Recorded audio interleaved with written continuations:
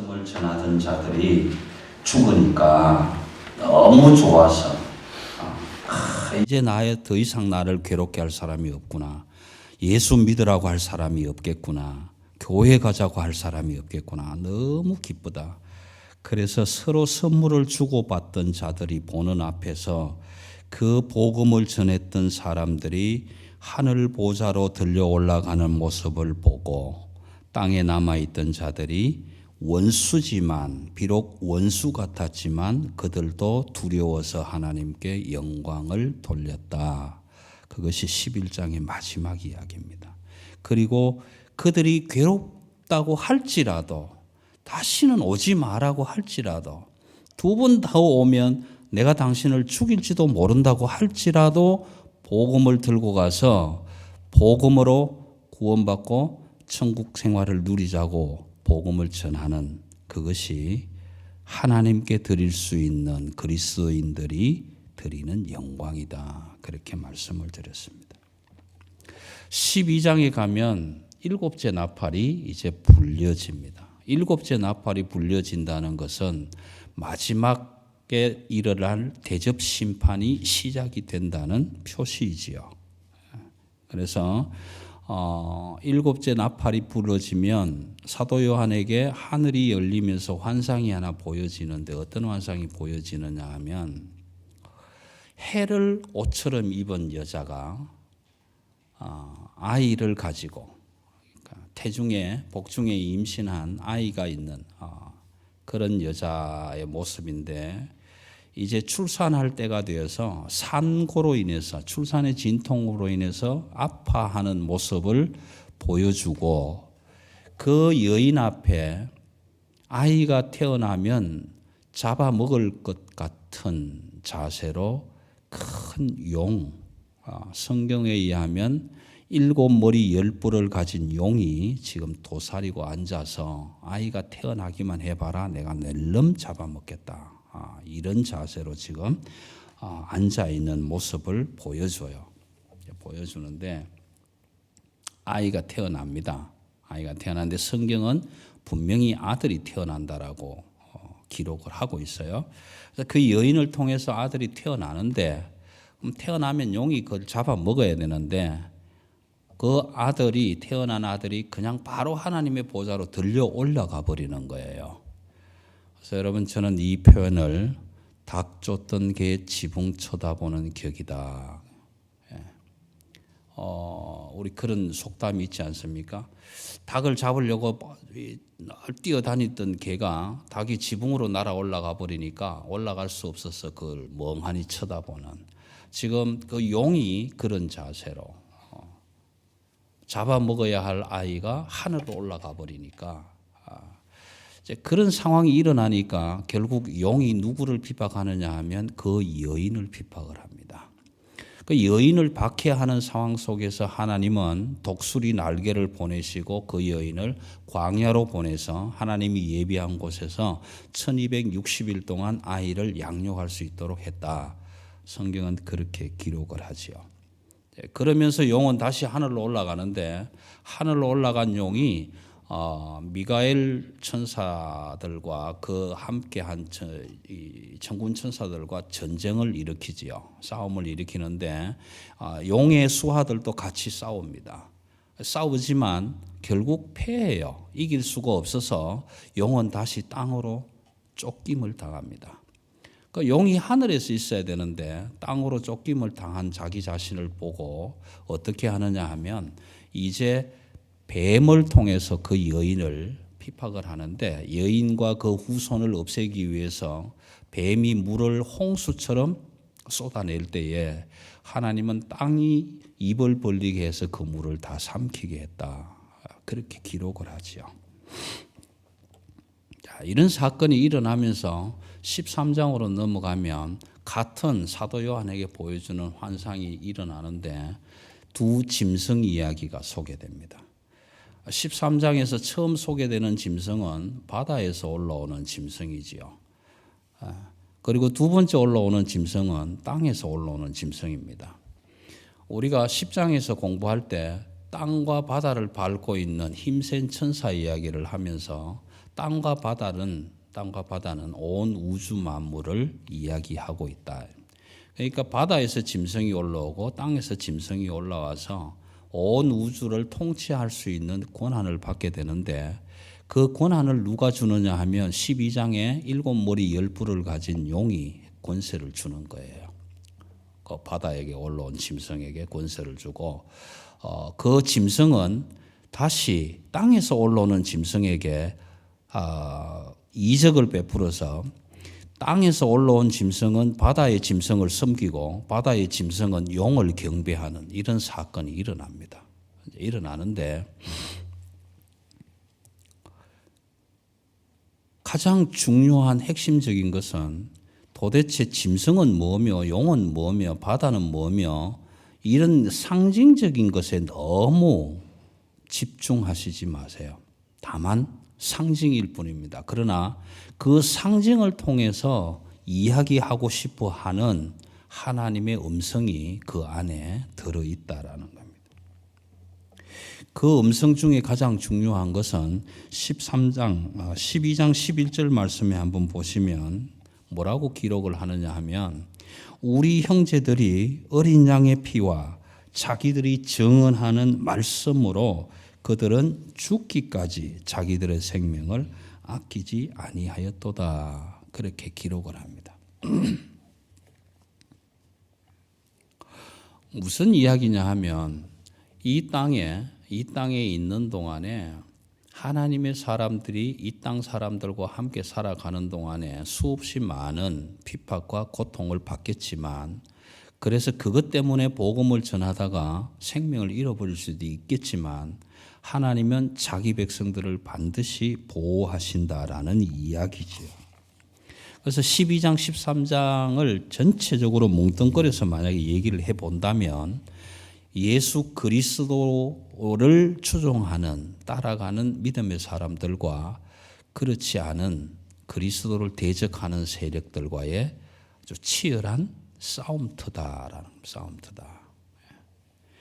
근데 또 하나 중요한 것은 하나님의 사람들은 반드시 하나님이 자기 백성이기 때문에 보호를 합니다. 보호를 하는데 이 짐승들을 섬기는 자들도 짐승들이 보호를 해준단 말이에요. 어떻게 보호하느냐 하면 이렇게 보호를 합니다.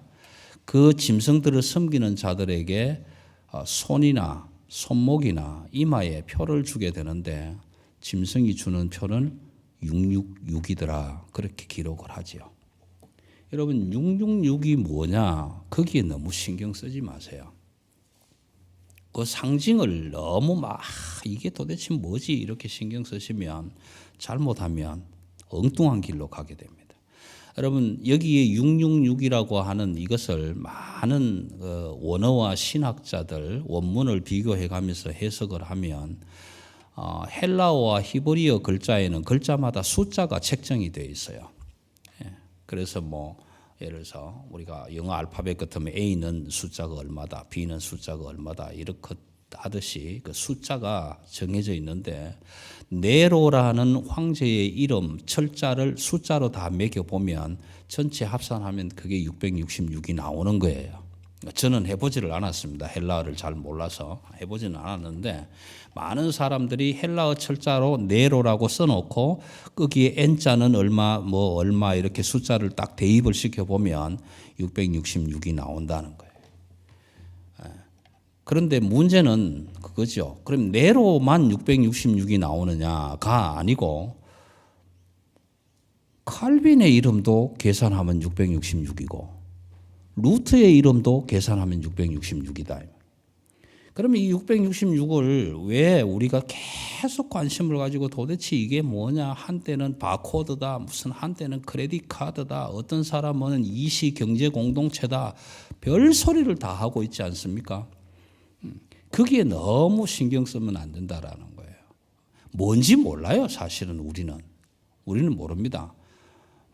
예를 든다면 이런 겁니다. DMZ 이야기를 하면 다 알잖아요. 우리 여자분들도 아시죠? DMZ 뭔지.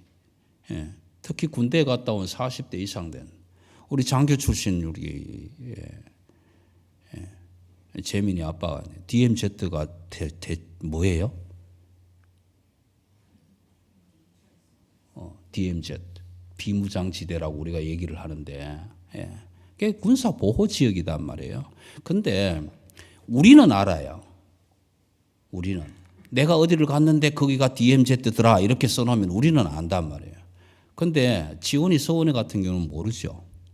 똑같은 상황이란 말이에요. 자, 여러분 하나 더 설명을 할게요. 혹시 김영숙 집사님은 DDT라고 하면 뭔지 아세요? 뭐예요?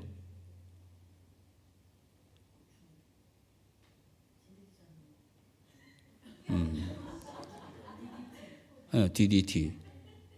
그 집사님은 그거 가지고 곤충 잡으셨어요? 유 집사님은 그 DDT 가지고 어디다 썼어요?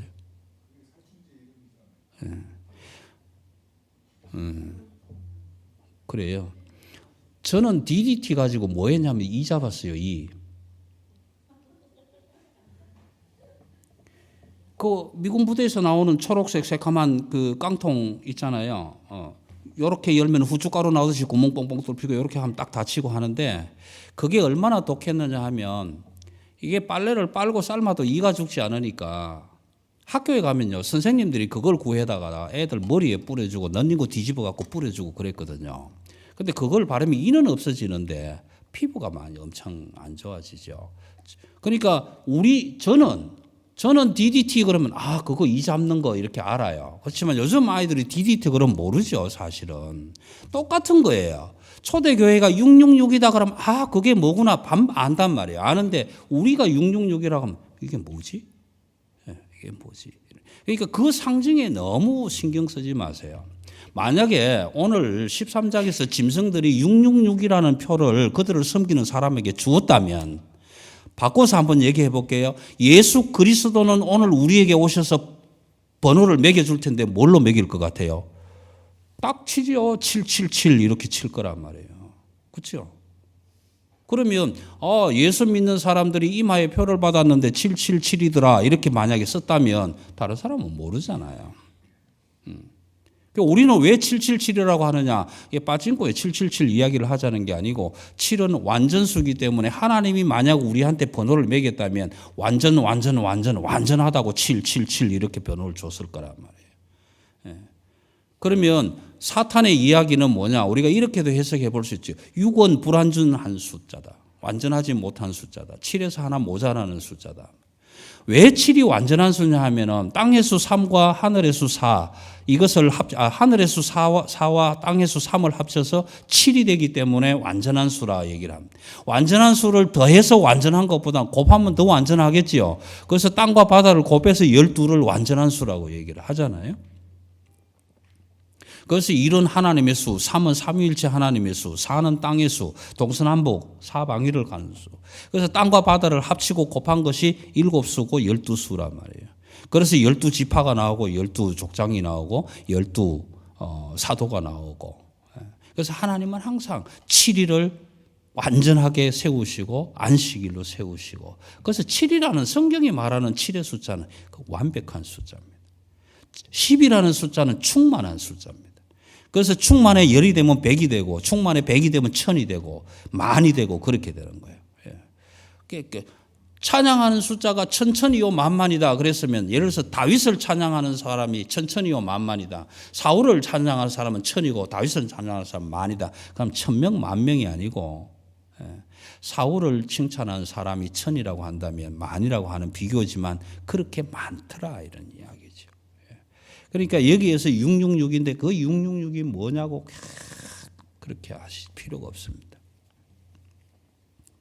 자, 이런 사건이 생기면서 이제 그 큰 싸움판이 이제 벌어져 있는 상황이란 말이에요. 그럼 이 상황이 그때만이 아니라 지금도 마찬가지입니다. 저와 여러분이 사는 세상도 여러분 한번 생각해 보세요. 복음을 들고 나와서 예수 믿고 구원받읍시다 그러면 어느 누구 하나가 그렇게 얘기를 안 합니다.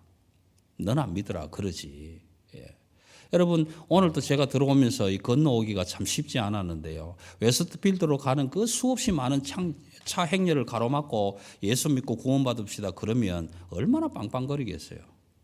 난리가 나겠죠. 쉽지 않습니다. 그런데 그럼에도 불구하고 그런 질시와 손가락질과 비난과 심지어는 생명을 잃을 그런 경우인데도 불구하고 가서 그들에게 복음을 전하니 얼마나 그들이 괴롭겠냐고요. 그러니까 그렇게 자기들을 괴롭게 한 사람이 죽으니까 야 신났다. 선물 교환하자. 선물 주고받고 그런 사람들 앞에서 공중으로 하늘로 들려 올림 받는 사건이 일어난 사건이라. 왜 이런 일을 하나님은 하셔야 될까? 궁금하지 않으세요? 저는 666보다 이게 더 궁금하단 말이에요. 아니 제가 늘 그런 말씀을 드리지만 하나님이 못해서 안 하실까요? 못해서. 광고 시간에 말씀드리려고 했지만 비 피해는 없으셨습니까? 제가 하늘을 쳐다보면서 야 비가 이렇게도 올 수 있구나. 이렇게도. 예. 노아 홍수에 생각하면서 하늘에 창이 열리고 땅에 샘이 터졌다 그러는데 창이 열리면 얼을 수도 있겠다.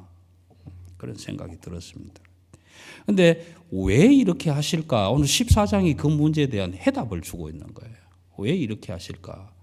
여러분 우리가 늘 얘기하지만 제가 몇 번 말씀드렸지만 저녁 9시 황금 뉴스 시간에 여기는 뭐 7시에 하지만 한국 같으면 9시 뉴스 시간에 텔레비에 뉴스 앵커가 나와서 뭐 오늘 경기지방에 서울지방에 폭우가 쏟아졌는데 어쩌고 저쩌고 하다가 딱 화면이 촥 꺼지면서 칙 하면서 그냥 막 줄이 나오다가 주 예수를 믿으라 그리 하면 너와 내 집이 구원을 자막이 팍 뜨고 내일 교회 전부 다 안 나가면 죽는다. 뭐 이런 말 자막이 나온다면 누가 안 나갈 거냐고요.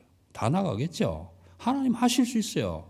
여러분들은 안 믿으실지 모르지만 저는 믿습니다. 그렇게 할 수 있어요, 하나님은. 예. 근데 왜 안 하실까? 그래 버리면 끝날 텐데. 목사도 필요 없을 텐데. 아니, 그렇다고 교회 안 나오는 사람들 왜 교회 안 나왔냐고 따라다니면서 이럴 일도 없을 텐데. 나도 믿비지 않고 살 텐데, 편안하게. 왜 그걸 안 하실까? 저는 그게 너무 궁금하단 말이에요. 예. 하실 수 있는데. 어릴 때 들은 이야기지만 일제시대에 이성봉 목사님이라고 부흥 집회를 하는데 예수 믿는 사람들을 잡겠다고 일본 경찰이 한 7명이 총을 들고 교회 문 앞으로 들어온 거예요. 예배 시간에. 목사님이 설교하고 있는데 이성봉 목사님이 설교하고 있는데 그 이성봉 목사님이 계속 설교를 하고 있는데 성도들이 불안해하지요. 일본 순사가 총칼을 들고 들어왔으니까. 예, 얼마나 불안할 거예요. 그런데 그 이성봉 목사가 뭐 제가 이거는 제 눈으로 본 건 아니지만 실화로 소개된 이야기들지. 그 경찰들 들어오는 그 순간에 주야, 주야. 다른 소리도 안 했어요. 저들을 그냥 죽이십시오도 아니고 주야 하고 손 들었는데 그 7 경찰들이 다 지금 뒤로 쓰러져 버린 거예요. 그런 사건이 일어나니까 예배드리던 성도들이 얼마나 허무했겠어요, 그죠? 야, 하나님의 능력이 이런 능력도 있구나. 이런 능력도. 예. 하나님이 하실 수 있단 말이에요. 하실 수 있는데 왜 꼭 좀 치사한 것처럼 이렇게 해야 되는가? 그 해답을 14장이 하고 있단 말이에요. 14장이. 우리가 7장에서 이야기했지만 14장에서 나오는 14만 4천이 다시 나옵니다. 14만 4천이 나오는데 말씀을 뭐 다 해석해 드릴 수는 없겠지만 여러분 이제 이런 이야기를 한번 해볼게요. 우리 가운데는 농사를 지어 보신 분이 있으신지 모르겠습니다. 예. 저는 어릴 때 저희 아버지가 농사를 지은 건 아니고 목회를 하셨지만 친구 집에 갔다가 이런 광경을 보았습니다. 큰 고무 다라이에다가 물을 한껏 채워놓고 그 안에 벽실을 가득 넣어놓은 거예요. 벽실을. 왜 넣어놨을까요? 물 속에다가. 예. 여러분 혹시 그런 거 해보셨어요? 안 해보셨어요?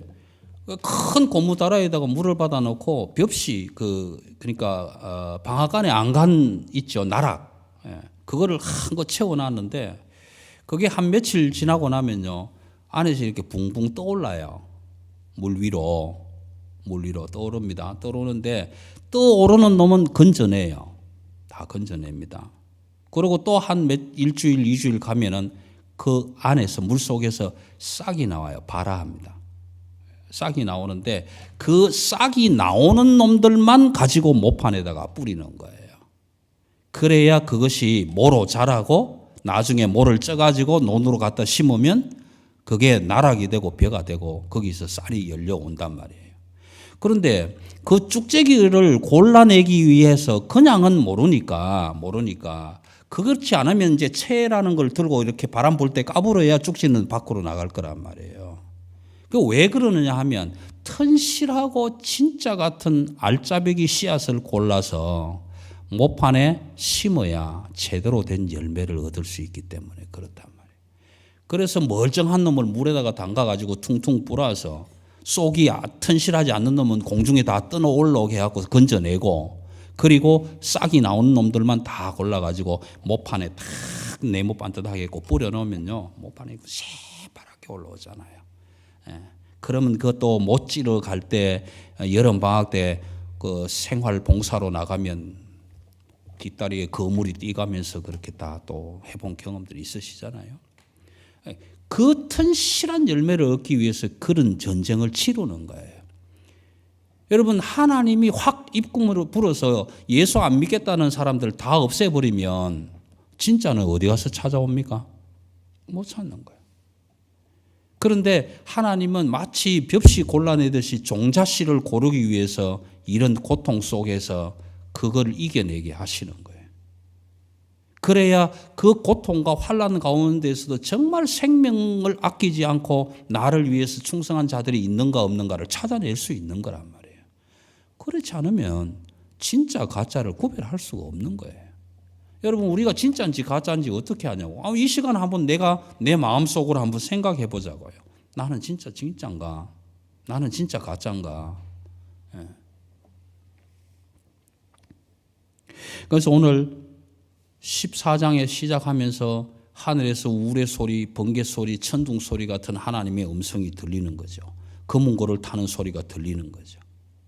그런데 첫 번째 진짜는 어떤 사람들인가?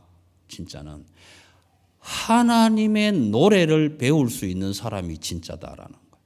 진짜다. 하나님의 노래를 배우고 싶어도 배울 수 없는 사람들은 진짜에 들어가지를 못하는 거예요. 여러분 고린도전서를 읽어보시면 그러지만 우리가 입술을 열어서 주라고 고백하는 예수 그리스도를 나의 주 나의 하나님으로 고백하는 것은요 아무나 되는 게 아니에요.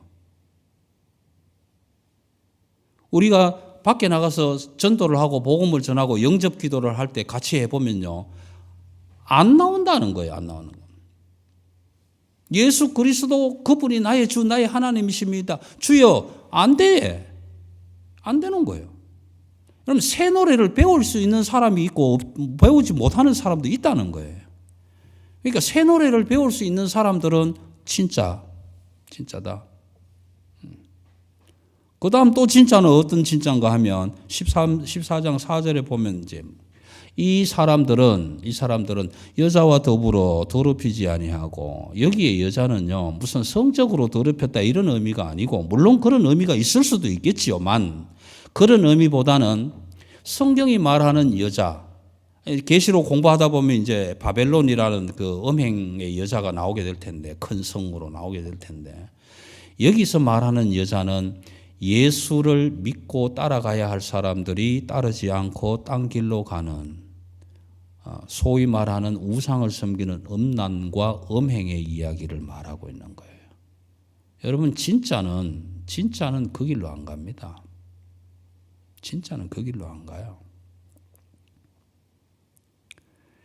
그럼 순결한 자라 14장 4절에 순결한 자라 순결한 게 뭐예요? 뭐가 순결합니까? 그리스도의 사람들은 신실한 자다. 어떤 게 신실한 겁니까?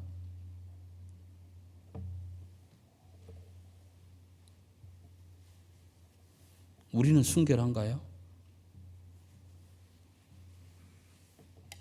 순결한 건 그 다음에 딱 설명을 합니다. 어린 양이 어디로 가든지 어디로 인도하든지 따라가는 자며 여러분 순결하고 신실한 그리스도인들은 어린 양으로 표현되는 예수 그리스도가 가자는 대로 가고 따라가자는 대로 따라가고 오라는 대로 가는 거예요. 그런데 순결하지 않은 사람들은 어떤가? 가자고 하면 니나 가 그러고 안 가는 거예요. 그래서 자기 목숨을 아끼지 않고 갈 수 있는가? 순결하지 않은 사람들은요, 그 길 못 가요. 죽는다는데 왜 갑니까? 안 가죠. 안 갑니다. 그건 진짜가 아니라는 이야기지요. 진짜가 아니라는 이야기. 땅에서 세상 가운데서 구속함을 받아서 속량함을 받아서 처음 익은 열매가 됐. 여러분 여기에 처음 익은 열매가 누구예요? 예수 그리스도는 말씀이 육신이 되어 이 땅에 오셔서 십자가 위에서 죽으시고 부활하셔서 하나님께 처음 익은 열매로 들어진 것이 예수 그리스도란 말이에요. 그러면 오늘 이 땅에서 저와 여러분이 처음 익은 열매가 된 예수 그리스도처럼 그 길을 따라갈 때 신실하고 순결한 그리스도인이 돼요. 다른 말로 바꾸면 진짜 그리스도인이 되는 거예요. 그래서 마태복음에서는 이렇게 얘기를 하죠. 누구든지 나를 따라오려거든 자기를 부인하고 자기 십자가를 지고 나를 따르라. 나를 부인한 나는 없어지고 나는 없어지고 세상과 나는 간 곳 없고 구속한 주만 보이도다. 그것이 우리의 고백이 되었을 때 진짜 순결하고 정결한 그리스도인의 자리에 설 수 있게 됐네요. 그래서 바울은 갈라디아서 2장 20절에서 뭐라고 고백합니까? 내가 지금 사는 건 내가 사는 게 아니다. 내 안에 들어와 사시는 예수 그리스도 그분이 사시기 때문에 내가 살고 있다라는 거예요. 오늘 우리 중등부 아이들하고 이야기하면서 데살로니가전서 5장 16절을 이야기하면서 항상 기뻐하라. 서훈아 지원아 너희는 항상 기뻐할 수 있니? 아니요. 안 되죠. 왜요? 학교 가면 친구들이 욕하기도 하고 때로는 뭐 짜증나기도 하고 그럼 어떨 때 기쁘냐? 엄마 아빠가 선물 사주면 기쁘죠.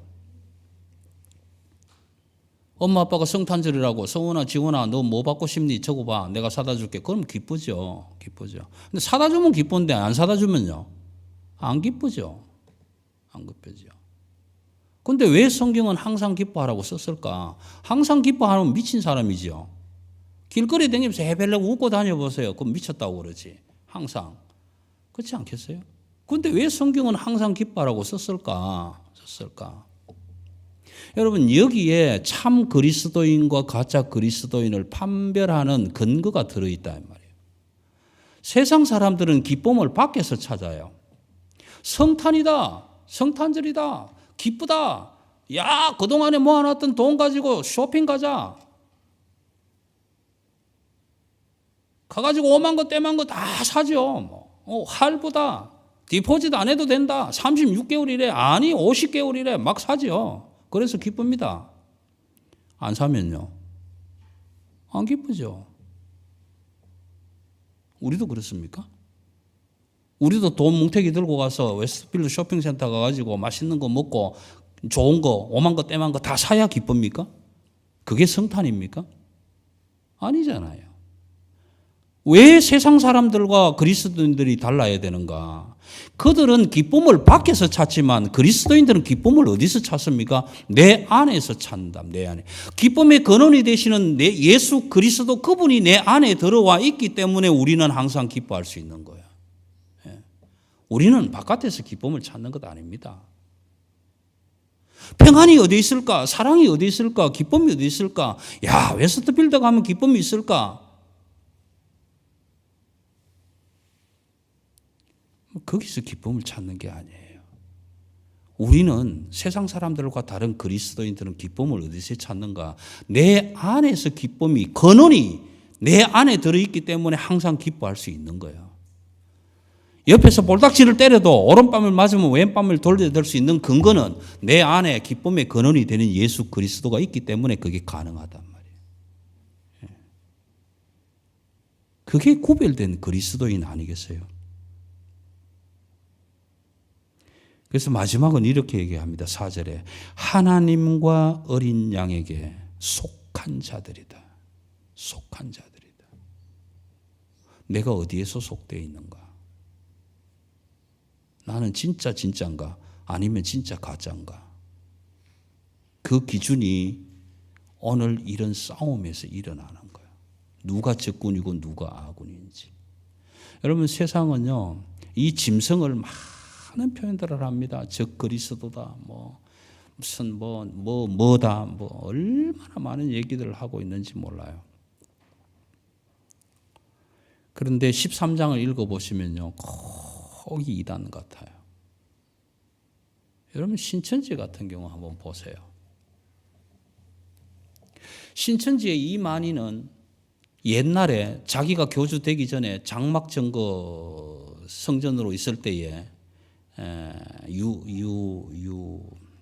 어쨌든 유머시기라고 하는 그 사람을 교주로 받들고 밑에서 섬겼던 사람이에요. 근데 교주가 마음에 안 들으니까 뒤집어 엎은 거죠. 뒤집어 엎고 나를 따르라. 그래서 나온 게 신천지예요. 장막정거 성전에서 경기도 과천에 본부를 두고 있는데 그렇게 해서 자기가 교주가 됐습니다. 교주가 되니까 많은 사람들이 섬기죠. 섬깁니다. 그런데 문제는 지금 고민하는 게 다음 교주를 누구를 세울 것인가라는 거죠. 이만희가 지금 80 하여튼 넘었다고 그러는데, 근데 그 많은 성도들이 다 이만희는 안 죽는다. 그럼 죽으면 어떡할 건가? 근데 정작 이만희는 성도들은 거기에 따르는 성도들은 이만희는 안 죽는다고 영원하게 영생할 사람이라고 하나님 재림 예수라고 얘기를 하는데, 문제는 본인인 이만희는 곧 죽을 거니까 누구를 후계자로 세울까? 그걸 지금 고민하고 있다 이 말이에요.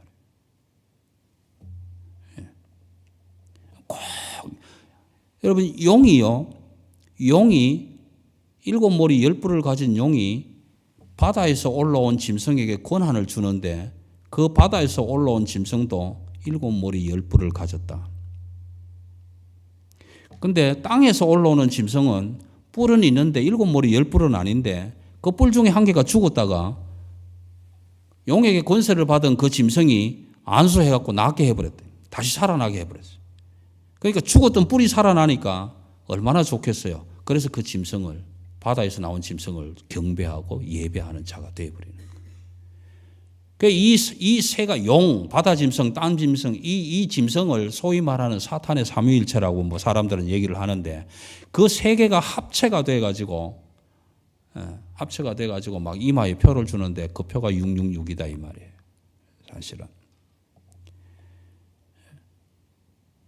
오늘 마찬가지예요. 저 계속 받습니다. 사실은 신천지에서 계속 저한테 메일이 날라와요. 날라오고 전 멜번 지역에도 엄청나게 많은 숫자가 있기는 하지만 그들이 과연 어디까지 갈 건가? 그런데 하나님은 마지막 때에 참과 거짓을 반드시 구별할 것이다. 어떻게? 오늘 14장처럼 그들이 어디로 따라갈 건가라는. 여러분 제가 호주 와서 제일 황당할 때가 한 번 있었습니다. 일을 할 때인데 일을 하러 갔는데 주인이 부탁을 해서 꼭 대문을 잘 닫아라. 왜? 뒤에 개가 있다. 근데 아이들이 왔다 갔다 하다가 대문을 안 닫고 열어놔 버렸어요. 갇혀있던 개들이 신났다 그러고 개가 한 3마리가 다 한참 일하다가 개가 없어졌던 거예요. 그럼 개를 찾아야 되잖아요. 개 이름도 모르죠.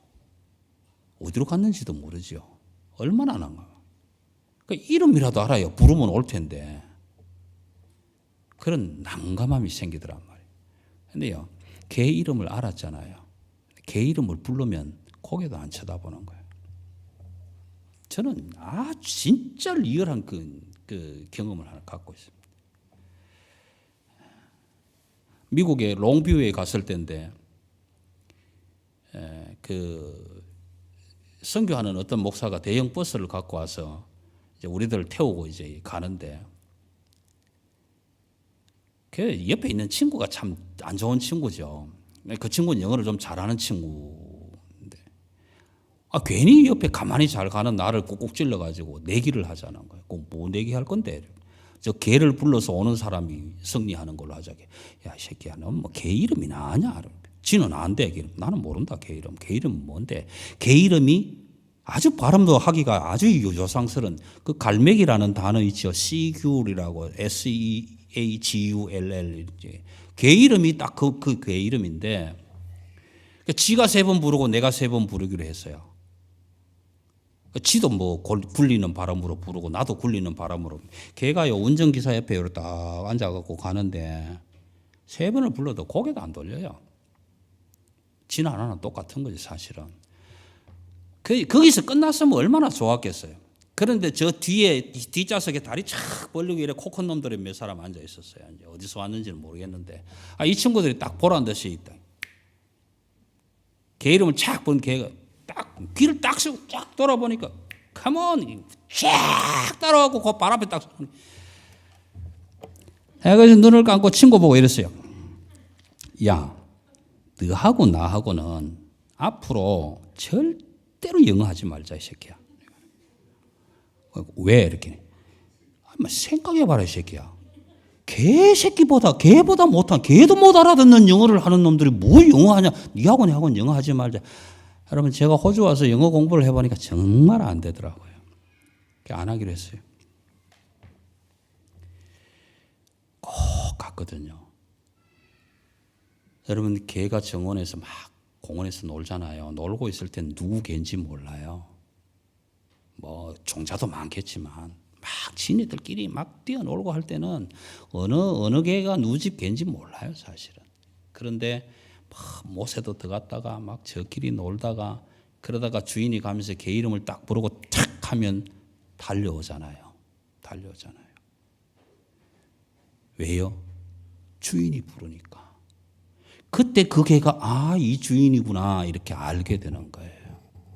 여러분, 뭐 표현이 좀 죄송하지만 저와 여러분이 진짜로 있을 때 진짜 주인 되시는 하나님이 내 이름을 부르실 때 그때 우리는 그 하나님을 따라갈 수 있는 거예요. 그런데 가짜로 있는 사람들은 불러도 자기를 부르는 줄 모른단 말이에요. 오늘 14장은 그 이야기를 하고 있는 거예요. 12장, 13장에서 이런 영적 전투가 일어날 텐데 그 영적 전투 속에서 정말 죽음도 두려워하지 않고 하나님의 영광을 위해 일한 자들이 누군가? 여러분, 밖에 나가서 복음을 많이 전해라는 이야기가 아니에요. 내가 살아가고 있는 내 가정에서 삶 속에서 정말 내가 진짜 같은 진짜 사람으로 진짜 그리스도인으로 하나님의 영광을 반영해 나가면서 살고 있는가? 그게 진짜 중요하다. 그게 너무 중요하다. 오늘 저는 그렇습니다. 우리 교회가 여기에 꽉 150명, 200명 차면 좋겠죠. 나쁘진 않죠. 그러나 이 가운데서 진짜 하나님이 찾을 사람이 몇 사람이 있을까? 여러분, 어떤 목사님이 저에게 묻습니다. 이 목사, 자네는 자네 교회에서 정말 신실한 사람 추천할 사람이 몇 사람이 있는가 물으면 저는 뭐라고 대답을 해야 됩니까? 우리 교회는 30명이야. 그러면 행복하죠. 행복한 목사죠. 예배에 참석하는 모든 분들을 내가 하나님 앞에서 자신 있게 추천할 수 있다면 그래서 바울은 디모데와 디도를 향해서 내가 복음으로 낳은 사랑하는 믿음의 아들 디모데야 그렇게 부르잖아요. 믿음의 아들 디모데야. 하나님, 나는 다른 누구를 추천할 수는 없어도 디모데만큼은 내가 하나님 앞에 추천할 수 있습니다. 자신 있게 보낼 수 있습니다. 그러고 있는 것 아니에요? 오늘 14장은 그 이야기를 합니다. 이렇게 많은 가짜들이 있는데 그래서 13장 11절 한번 같이 보고 마칠게요. 13장 11절입니다. 내가 봄에 또 다른 짐승이 땅에서 올라오니 어린 양같이 두 뿔이 있고 용처럼 말을 하더라. 여기에 우리 21세기 성경은 어린 양으로 번역을 바꿔놨어요.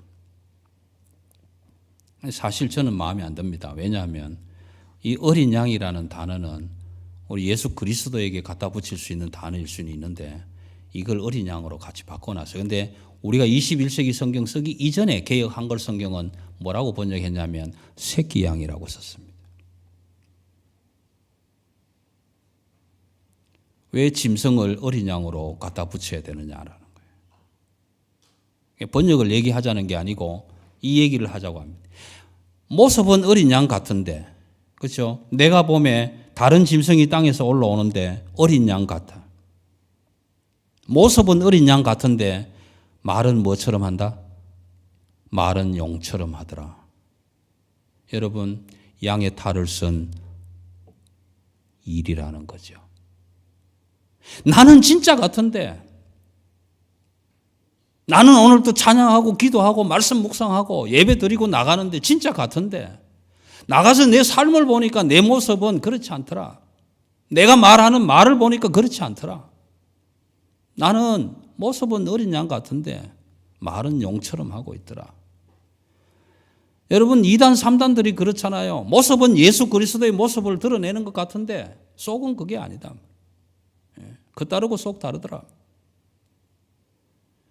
오늘 저와 여러분이 이 예배를 통해서 한번 깊이 한번 묵상해 봤으면 좋겠습니다. 나는 정말 진짜인가? 나는 진짜같이 살면서 가짜 같은 말을 하고 있지는 않는가? 내 모습은 어린 양 같은데 말은 용처럼 하고 있는 건 아닌가? 그런 내 모습을 보고 하나님이 진짜라고 불러주실 건가? 그 이름 부를 때 하나님 나는 진짜입니다 라고 어린 양을 따라갈 수 있을까? 한번 생각해 봤으면 좋겠다라는 거예요. 정말 깊이 있게. 아, 내가 지금 예수를 믿는다는 이 믿음의 고백이 뭔가? 내가 오늘 이 예배의 자리에 앉아 있다는 이 의미가 뭔가? 정말 내가 하나님의 어린 양이 가자고 하는 대로 가고 있는 건가? 이 사건들을 한번 깊이 묵상해 봤으면 좋겠습니다. 세상 사람들은 어디로 가든지 가겠지만 그럼에도 불구하고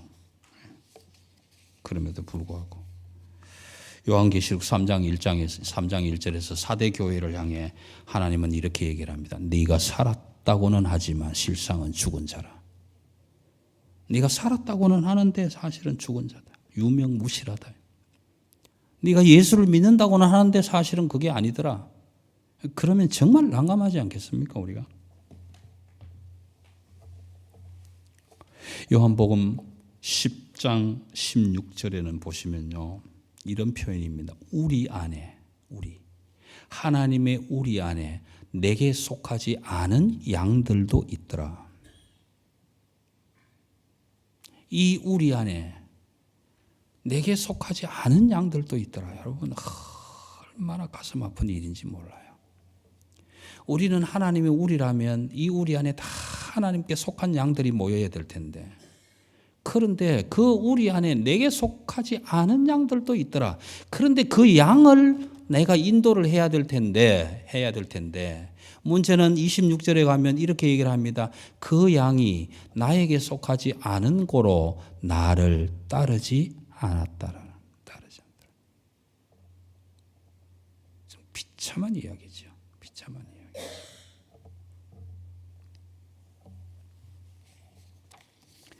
그래서 사도 요한은 요한 1서에서 이렇게 얘기를 합니다. 그들이 우리를 떠난 것은 그들이 우리에게 속하지 않다라는 것을 드러냅니다.